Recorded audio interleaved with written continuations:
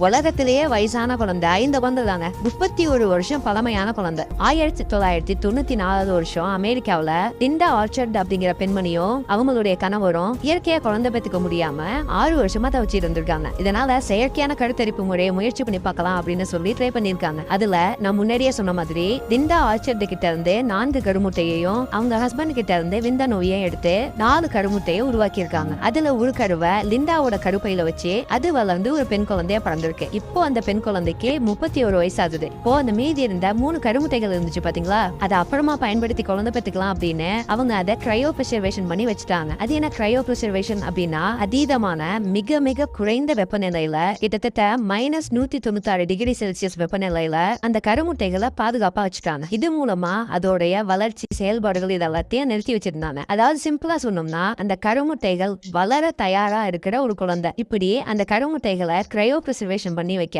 வருஷத்துக்கு கிட்டத்தட்ட 1 லட்சம் ரூபாய் பணம் கட்டியிருக்காங்க. ஆனா இதுக்கப்புறம் லிண்டாவோட வாழ்க்கையில பல பிரச்சனைகள் வர ஆரம்பிக்குது. கணவனோட விவாகரத்தும் ஆகுது. இதனால அவங்க அடுத்த குழந்தைய பெத்துக்கிறதுக்கான சூழ்நிலையே அமையல. இப்படியே 31 வருஷம் இவங்களுடைய வாழ்க்கையில ஓடிடுது. இப்ப இவ்வளவு செலவு பண்ணி பாதுகாப்பா வச்சிருந்த அந்த கருமுட்டைகளை குழந்தை பெத்துக்க முடியாம கஷ்டப்படுற ஏதாவது தம்பதிகளுக்கு தானம் பண்ணிடலாம் அப்படிங்கிற முடிவுக்கு வந்துட்டாங்களாம். அதனால அமெரிக்காவோட யோகியோ மாகாணத்தை சேர்ந்த பல வருடங்களா குழந்தை இல்லாத டின்சே மற்றும் டிம்பியஸ் அப்படிங்கிற ஒரு தம்பதிக்கு ஒரு கருமுட்டைய தானமா கொடுத்துட்டாங்க. இத்தனை காலமா அதீத குளிர் நிலையில வளர்ச்சியை நிறுத்தி வைக்கப்பட்டிருந்த அந்த கருமுட்டையை எடுத்து டின்சேயோட கருப்பையில வச்ச உடனே அது வெற்றிகரமா வளர ஆரம்பிச்சது. 10 மாசம் கழிச்சு ஒரு ஆண் குழந்தையும் பிறக்குது. 1994லயே கருவா உயிரா உருவான ஒரு குழந்தை வளர்ச்சி நிறுத்தி வைக்கப்பட்டு காலத்தையே உரைய வச்சுட்டு 31 வருஷம் கழிச்சு இப்ப பிறந்ததால உலகத்திலேயே இதுதான் வயசான குழந்தை அப்படின்னு குறிப்பிடுறாங்க.